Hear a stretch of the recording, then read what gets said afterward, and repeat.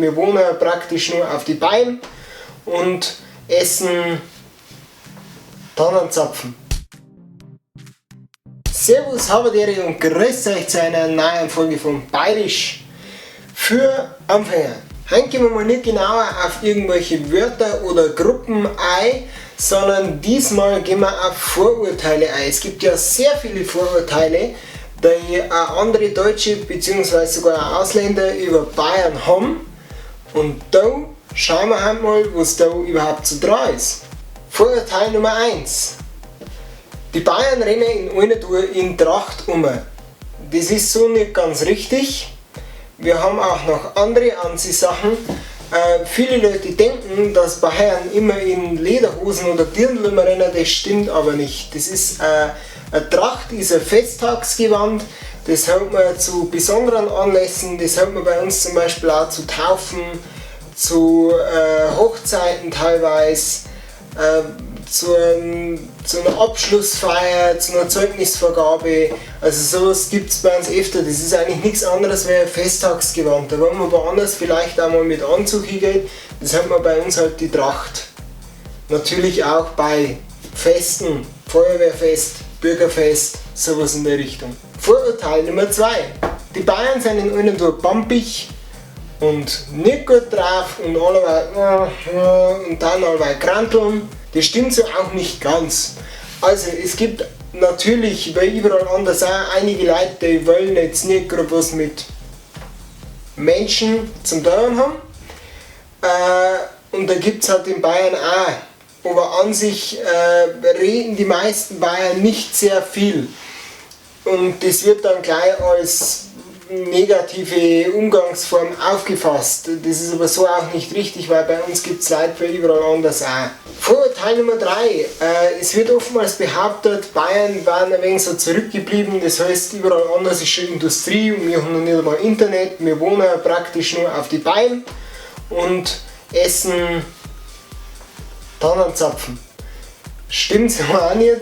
Bayern ist eines der industriell, sage ich mal, eigentlich sogar mit am weitesten Länder von Deutschland.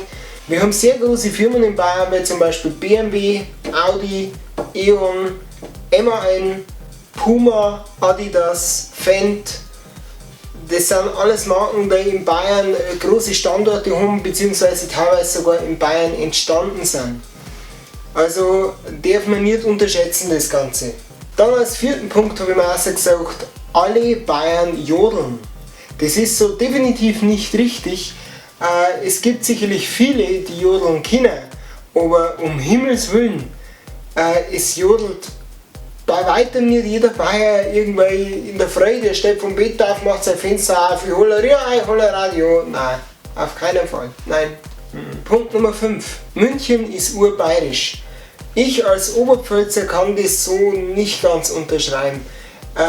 Es gibt natürlich einen Riesenteil an München, wenn man sagt, wirklich, das ist Bayern pur, das Hofbräuhaus oder gut, die Wiesn schon wieder weniger, das ist eigentlich mehr nur eine Tourismusattraktion, die alte Wiesn eher, wem das vielleicht was sagt. Aber wenn man sich dann einmal erkundigt, dann erfährt man schnell, 2% aller Münchner reden Dialekt. Der Rest redet Hochdeutsch. Das sagt mir eigentlich schon alles. Also, das hat nicht mehr viel mit bayerischer Kultur zu tun. Punkt Nummer 6. Alle Bayern leben am Land, am Dorf, jeder kennt jeden. Das stimmt auch nicht mehr ganz so. Bei uns jetzt in der Gegend ist es wirklich so. Jeder kennt seinen Nachbarn, jeder kennt jeden. Vielen Leuten macht es auch Spaß, wirklich das Landleben. Ich für meinen Teil möchte niemals in einer großen Stadt leben. Das gefällt mir nicht. Das ist nicht mein Ding. Es gibt aber in Bayern natürlich durchaus große Metropolen, München, Nürnberg, Regensburg. Das sind Großstädte. Die stehen jetzt anderen Großstädten wie Hamburg, Berlin oder sowas nichts nach, sag ich mal. Da gibt es genauso alles, was man zum Leben braucht. Gut, das gibt es bei uns auch, aber ja. Also ich hoffe, ich habe jetzt wieder ein paar Sachen aufgeklärt.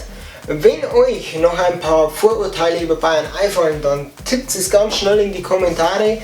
Ich werde darauf, entweder wenn es mir ein paar sind, in schriftlicher Form antworten. Wenn es mehrere werden, dann mache ich natürlich noch ein extra Video.